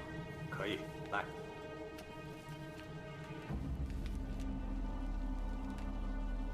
请老英雄不要见笑，琴谱、箫谱我都一窍不通，不过剑谱还是见过不少的。这本书好像确实不是剑谱，不知府上是否有精通音律之人，请他出来见证一下，自然可以分享。这若真是琴谱、箫谱，这丢人可丢大了，如何是好啊？爹，我们账房有一个义士宴会，不如让他鉴定一下。武学的种类极多，有人为了保密，特地将武术的图谱改写成曲谱模样，这样的事情很多，不足为奇呀。不错，河南的太极两仪刀法就是记在一个曲谱上的。既然义师爷精通音律，不妨请他出来见证一下，大家就可以一清二楚了。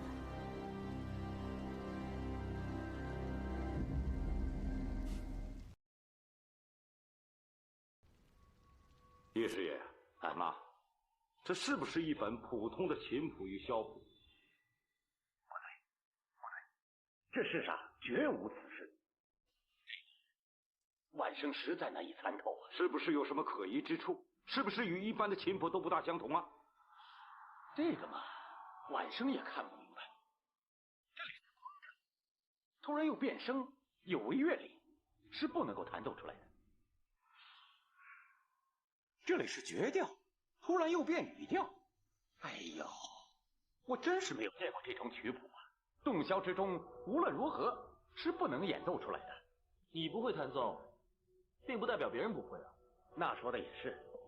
不过，如果这世上真的有人能够演奏出这首曲子，晚生佩服的五体投地，佩服的五体投地呀！除非是东城。按照你的说法，这个曲谱根本就没法弹奏，是吗？晚生是无能为力啊。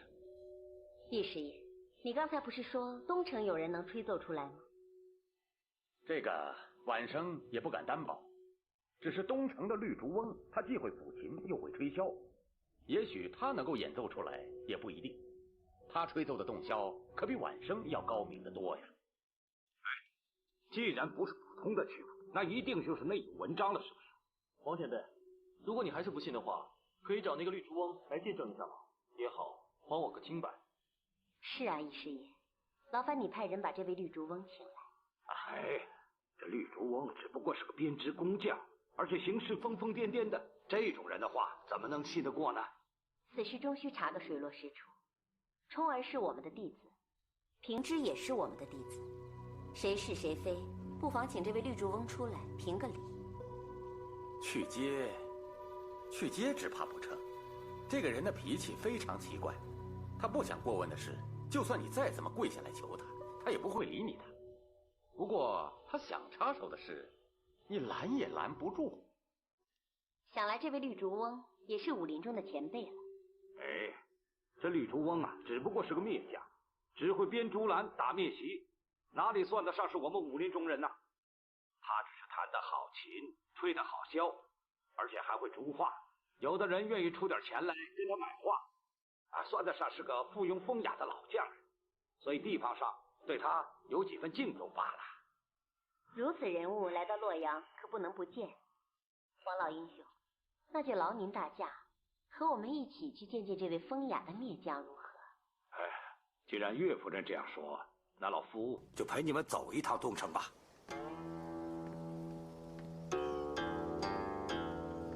老爷，岳掌门，绿竹翁啊，他就住在前面。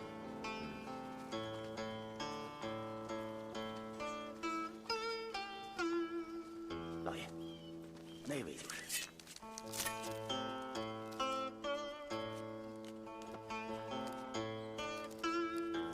喂，你就是绿竹翁啊？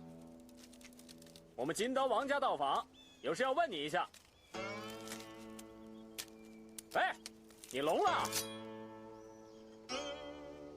我管你金刀、银刀、菜刀、饭刀、镰刀、砍刀、杀猪刀，都没我的烂刀好使，你知不知道？听没听到？我没有去拜访王老爷，王老爷也没有必要来拜访我。我早就已经不问世事了，世人偏要来问我事，那岂不是问道于盲？你这个老匹夫，就此。凤儿，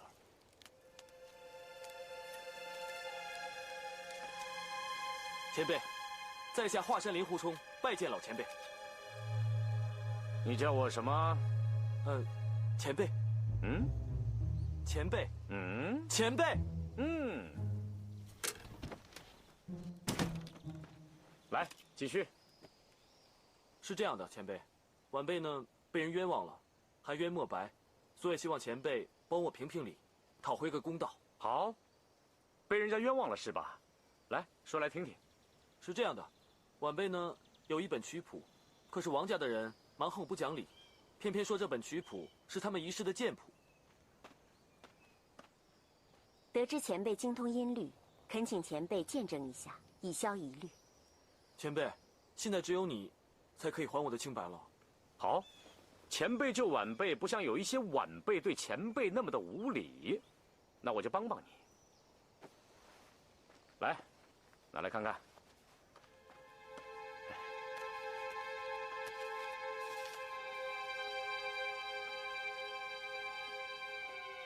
敢问主翁，这曲谱可否用武功秘籍来谱，以掩人耳目？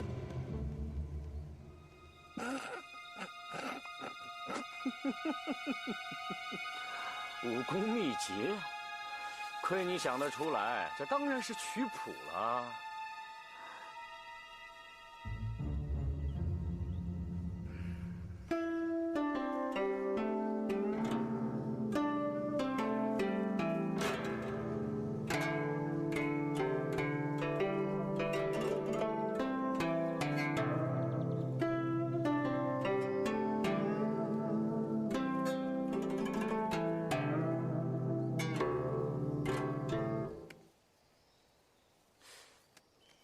易师爷，你也是懂音律之人，你说，这么低的音能弹得出来吗？我看这曲谱未必是假，可能是撰曲之人故弄玄虚，跟大家开了个玩笑而已。行，你就先回去，给点时间让我再推敲一下。这么珍贵的剑谱，江湖上不知道有多少人想要抢夺。怎么能落到不相干的人手里？既然那么珍贵，那走。请你无论如何要帮我，要不然的话，晚辈就真的无法洗脱罪名了。行，看你叫了我6次前辈的份上，我就再帮你一次。这个拿来。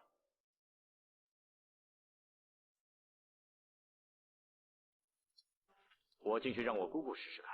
有劳前辈。那位绿竹翁，没有50岁，也有40岁了，他的姑姑岂不是得70多？是啊，这么大年纪，他还弹得动琴。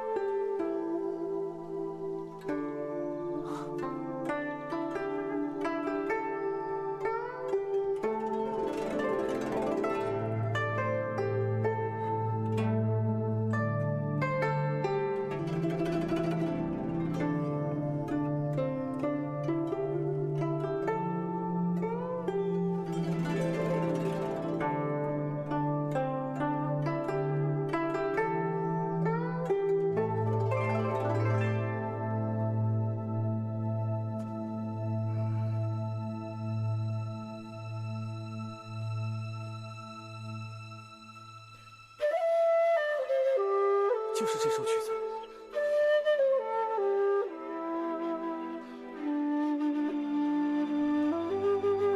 真好听。冲儿，这曲子叫什么名字？师娘，这曲子叫《笑傲江湖》。这个婆婆真是神乎其技，难得的是她的琴箫尽皆精通。真这么好听的曲子，想必你也是第一次听见吧？不，师娘，弟子当日第一次所听到的，比今日更为精彩。怎么会呢？难道这世上更有比这位婆婆的琴箫绝技还要高明之人？比这位婆婆高明，倒是不见得。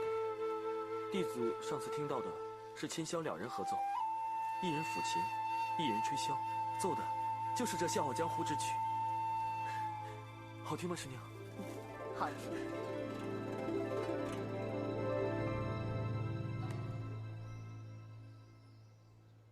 琴箫合奏，这世上还能到哪儿再寻找这样一个人？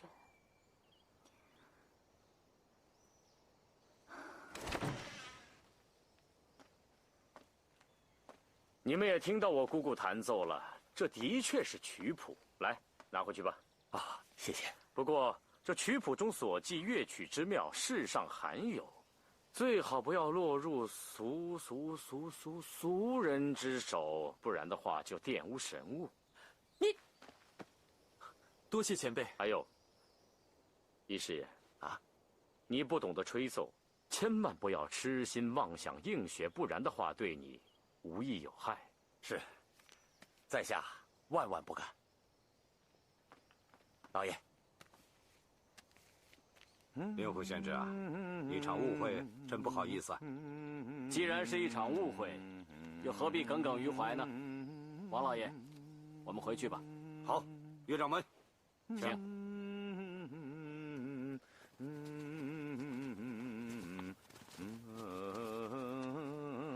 冲儿，你怎么还不走啊？师娘，我想多留一会儿。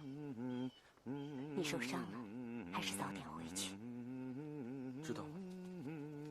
前辈，多谢。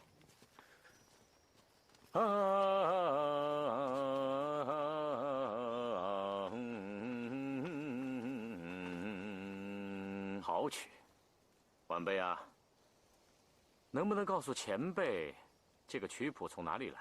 当然可以，前辈，你帮了我这么大的忙。这个曲谱啊，是两位老前辈共同谱曲的，他们一个人善于弹琴，一个人善于吹箫，他们二人结为了知己。只可惜啊，他们遭逢了大难，两个人相继去世了。他们在临死之前把这个曲谱交给我，希望我能找到传人，以免它永久失传。原来如此啊，前辈，我刚才听前辈的姑姑琴箫合奏，我觉得这个曲谱啊，找到真正的传人了。我想请前辈收下，然后转交给姑姑，这样一来，我就不会辜负两位死去老前辈的一份心愿。收下吧。输给他，他也不一定收啊。再帮你一个忙吧，我问问他。麻烦前辈。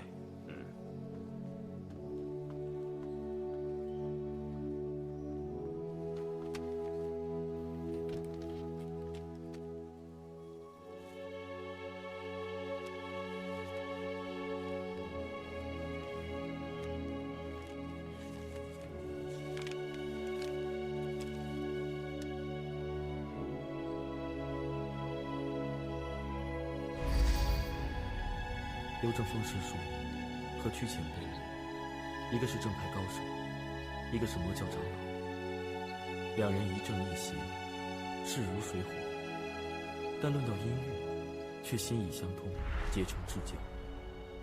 合唱这曲神妙绝伦的《笑傲江湖》出来，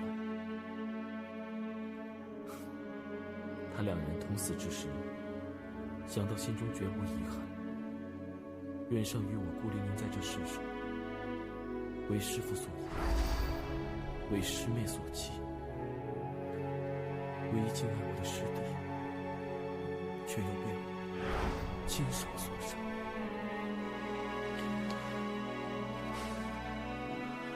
姑姑说，请你进去。来，令狐少侠。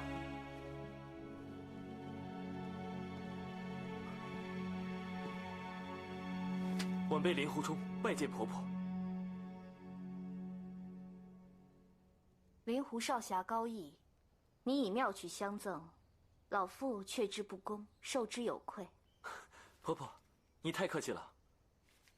前辈啊，不知二位撰曲的大名可否见告？婆婆，撰作此曲的老前辈，一位是刘正风刘师叔，一位是曲阳曲长老。原来是他二人。婆婆，你认得他们二位？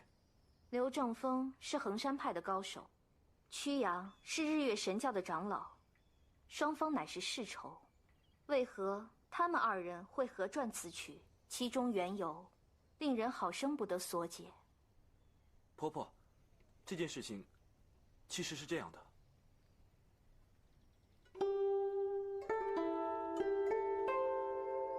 原来如此，其中缘由，你只需要跟你师父师娘说了，便可免去其中无谓的猜忌。而我，对你来说是一个素不相识的陌生人，你为何愿意对我直言无隐呢？说实在的，晚辈也不知道为什么，也许是听了婆婆的雅奏之后，对于婆婆的高峰极为欣赏，所以也就没有戒心了吧。这么说，你对你师父师娘是有猜疑之意的？晚辈哪敢？只不过我师父却对我有猜疑之心。我听你说话中气不足，内息不调，以一个少年人的体魄，不至于这么差呀。你是身受重伤还是身患大病？把你的手伸进来，我给你把把脉。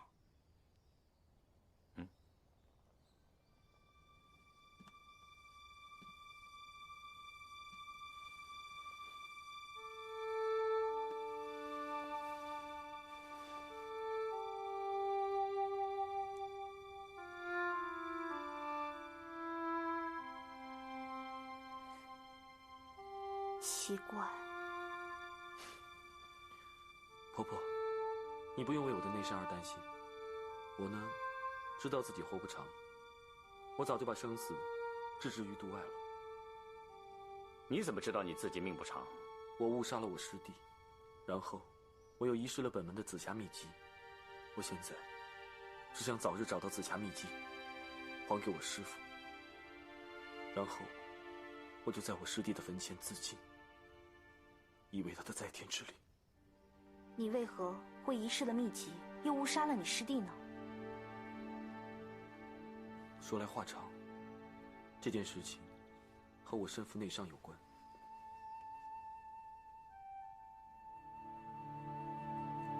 我点了他穴之后就走，都是我不好，下手那么重，否则我师弟的……你师弟根本就不是你杀的。不是我杀的。你真气不纯，凭你点的那2个穴道，根本就杀不了他。你师弟应该是被他人所杀。杀我师弟的凶手会是谁呢？偷秘籍的人未必是杀你师弟的凶手，但两者一定有关联。可能偷秘籍的人想杀人灭口呢。我师弟报绝仇。小兄弟，小兄弟，你怎么了？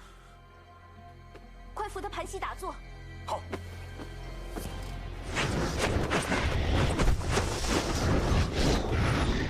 你能不能快点？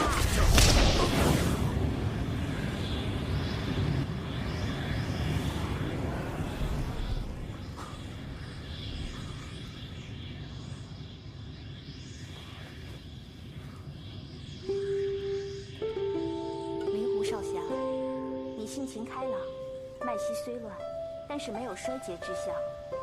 老身再为你弹奏一曲，请你品评品评。多谢婆婆。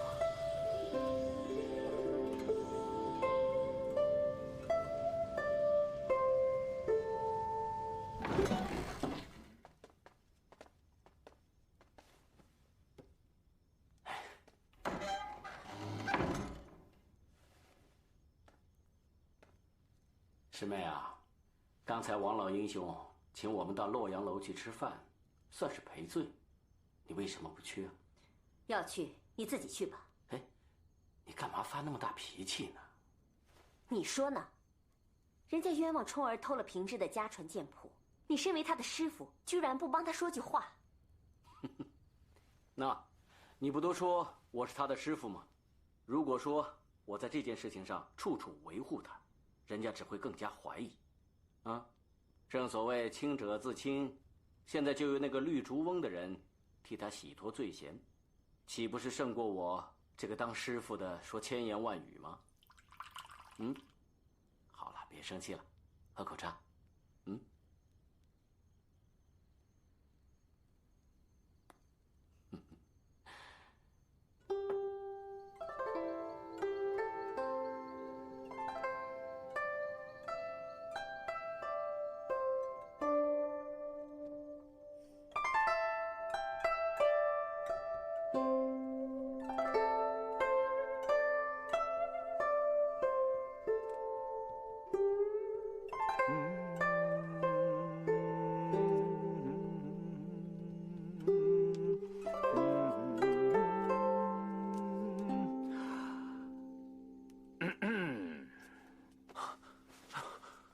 我真该死，没有留心婆婆的雅奏，我居然睡着了，我真是惭愧。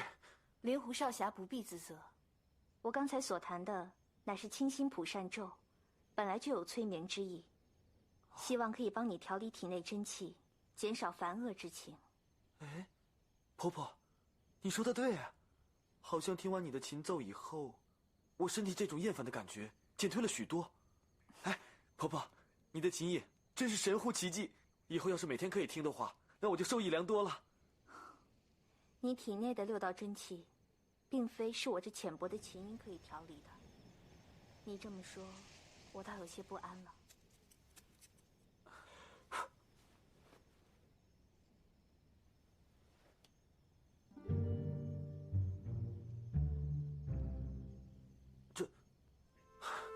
我怎敢麻烦婆婆天天为我弹奏呢？如果我可以请婆婆把这曲清心普善咒传授给我的话，那以后我自己就可以慢慢调理我身体里的气息了。那你的琴艺如何啊？弹一首给我听听。其实我对这个音律是一窍不通的，实在是冒昧要求婆婆传授那么高深的琴技给我，在下愧不敢当。晚辈告退了，不再打扰二位了。少侠留步。你谱赠妙曲，老身无以为报。少侠重伤难愈，使老夫思之不安。我就把这曲清心普善咒传授给你，以作答谢。多谢婆婆。晚辈，你有福了。我姑姑这首曲不但是可以消除烦恼用，还可以生津解渴、排毒养颜、强肝补肾，直通大小二便之效啊！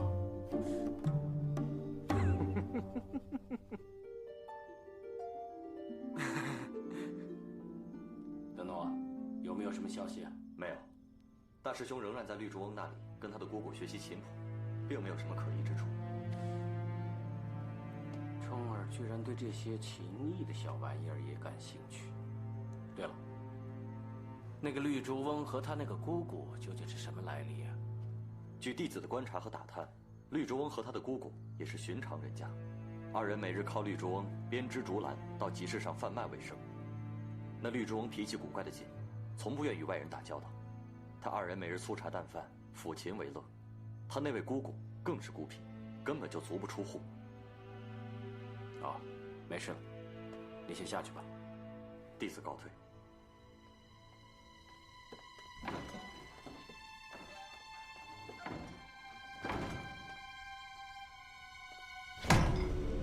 这冲儿究竟想玩什么花样啊？你大师兄是最可疑的人物，可偏偏找不到证据。如果大师兄真的偷了我们林家的辟邪剑谱，那他应该勤加苦练才是。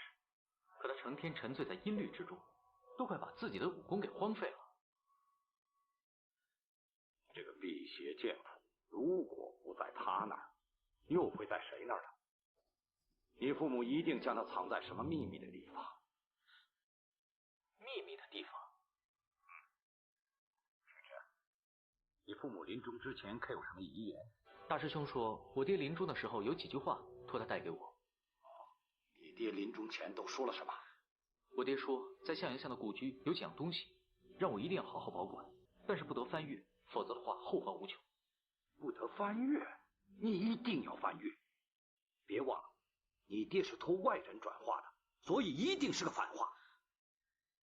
外公的意思是，辟邪剑谱就藏在向阳巷的故居里。一定是。平之，你赶紧回去看看。好。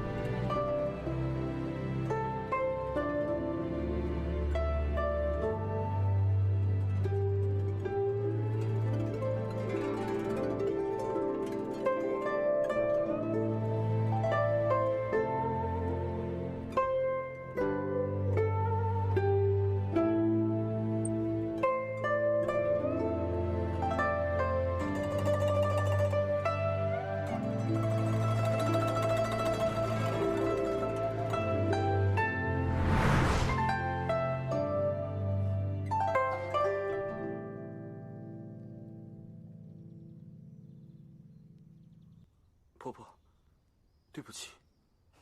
这次你弹的这曲《有所思》已经很不错了，情意相融。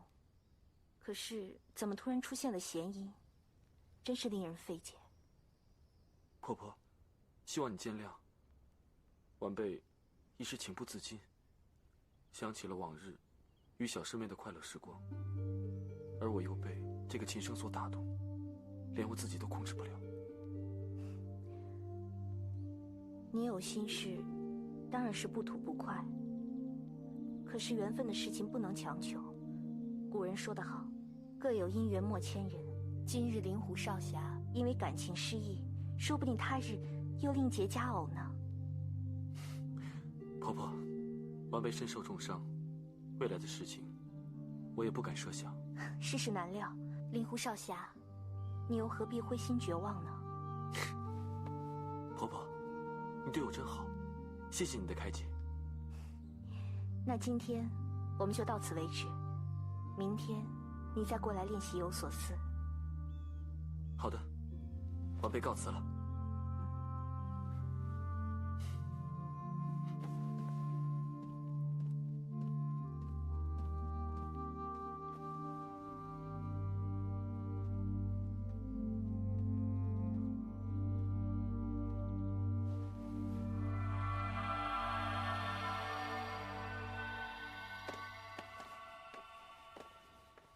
哎，你干嘛动我包袱啊？大师兄，你回来了。师父吩咐大家收拾行李，后天一早离开洛阳。离开洛阳？嗯。去哪里啊？去福州。师父，我们为什么去福州？冲儿，你林师弟父母的灵柩要运回福州安葬，将近1年的大祭之期，他想亲自扫墓，以尽孝道。况且啊，我们也不能长期留在人家王家。师娘，我暂时不想离开洛阳。这洛阳究竟有什么重要的人物可以留得住你啊？不是的，师父，我琴艺尚未熟练，我想接着学。荒谬！你简直是玩物丧志！你是我华山派的大弟子，居然沉迷在这些生涩的小玩意儿上面。你别忘了你刘正风师叔的下场。弟子不敢。你要是想练琴，陶冶性情的话，倒也是件好事。这样吧，等我们办完事，有机会再来洛阳的话，你再到绿竹翁那里学琴也不晚呢。是，师娘。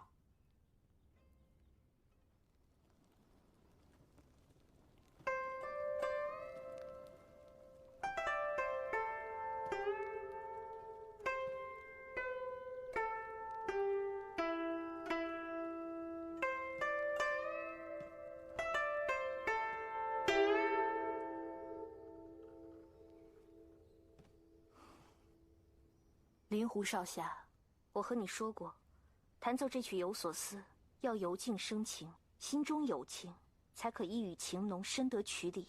可是如今，你为何屡屡弹错，心不在焉呢？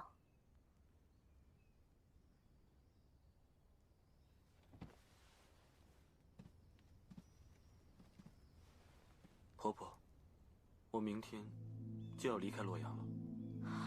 什么？离开洛阳？这么快就要走？你这曲有所思还没有学会呢。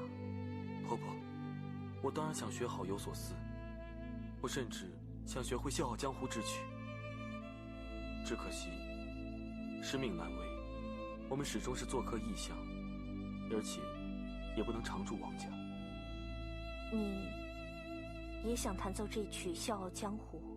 当然想了，婆婆。那天我听到婆婆的琴箫雅奏之后，我心里面大为高兴。只可惜这一切只是我的痴心妄想罢了，就连绿竹翁前辈都无法弹奏，我又怎么能够弹上呢？倘若你能弹琴，而我吹箫，便自然是好。可是你马上就要走了。婆婆，要不我留下来吧，我可以跟绿竹前辈学编织，也可以跟着你学琴呢。那你舍得你的小师妹吗？天下无不散之筵席，聚散都讲究一个缘字，你又何必如此介怀呢？婆婆，今日一别之后，不知何时才能听到你的雅奏。婆婆，我答应你，只要我以后还活着的话，我一定会来拜访婆婆还有绿竹前辈的。灵狐少侠，离别之际，我再为你弹奏一曲有所思，作为话别。谢谢婆婆。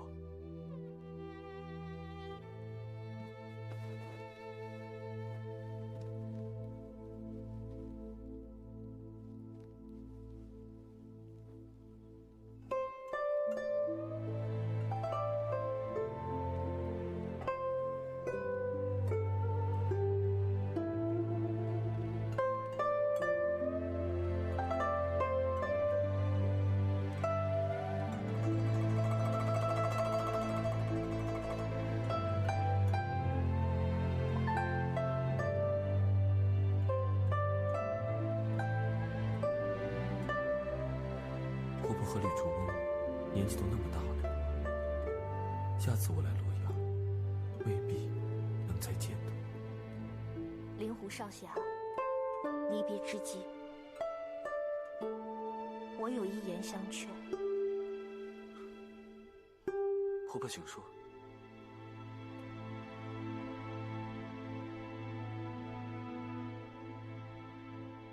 多多保重。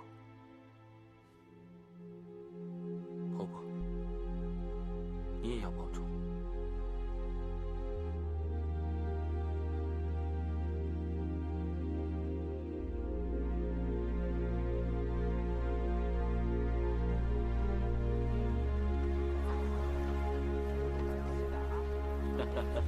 二位兄弟，有劳了，有劳了，没事。王老英雄，不好意思打扰多时啊，岳某真是过意不去啊。岳掌门，你这么说就太见外了。等平之祭拜完父母之后，一定回来登门拜谢。不敢当，以后还要烦请二位多多照顾平之了。灵山也多谢老英雄送的礼物。叶姑娘，大家都是自己人，不用这么客气。平之，你在路上要多照顾岳姑娘啊。我会的。啊，好，王老英雄，时候不早了，我们就此告辞了。请，后会有期。后会有期。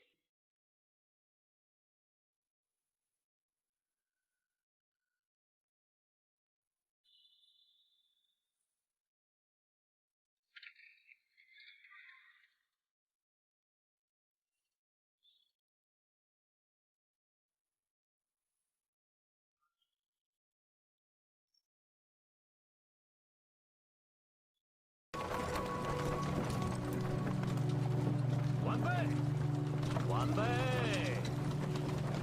晚辈，晚辈！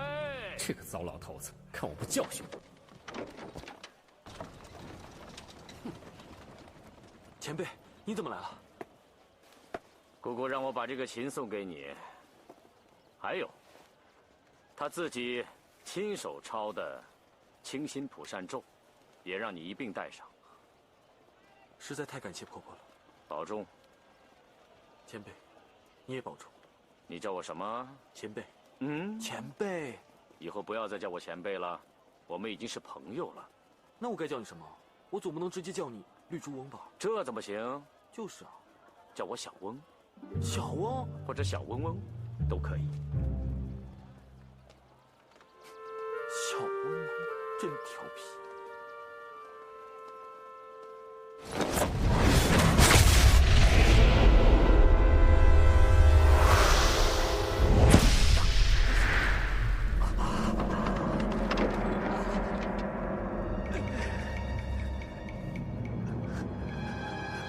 你最痛的不应该是你的手吗？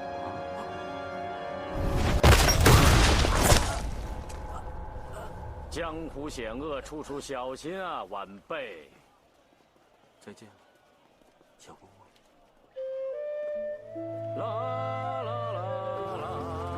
海浪哥干嘛？轻点，轻点。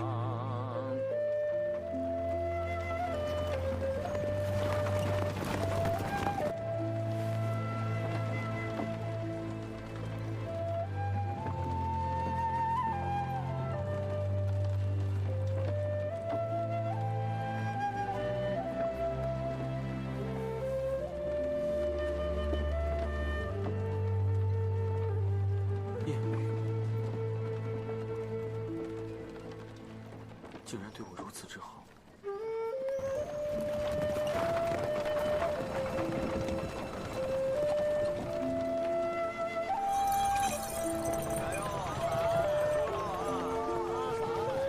想不想吃包子啊？不要别热闹。好看的风车哎！哇，这么好看！小姐，买一个吧。好啊。哎，谢谢。你看，你吃一下。师兄，你看他们两个玩得多高兴。哎呀，冲儿也真是的，应该出来走走才对，干嘛老窝在客栈里？哎，没事，有德诺在客栈陪着他，你放心吧。啊，师兄。哎呀，别担心了。哎，你瞧，来，我记得咱们年轻的时候，你最喜欢这些小玩意儿了。人都老了。不像以前的小女孩了。你呢，在我心里面永远都跟以前一样。来，我帮你挑一个。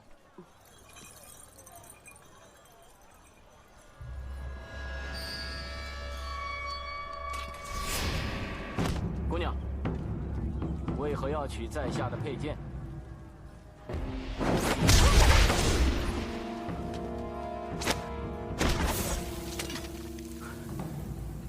好狠心的女子，竟然掌上有毒！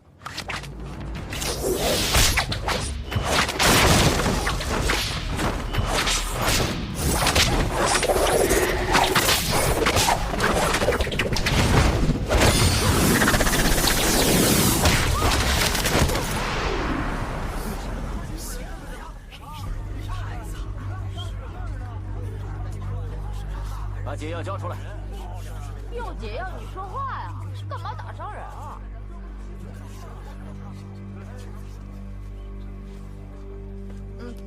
到人手上，用内力把它吸收了，这黑蝎毒很快就解了。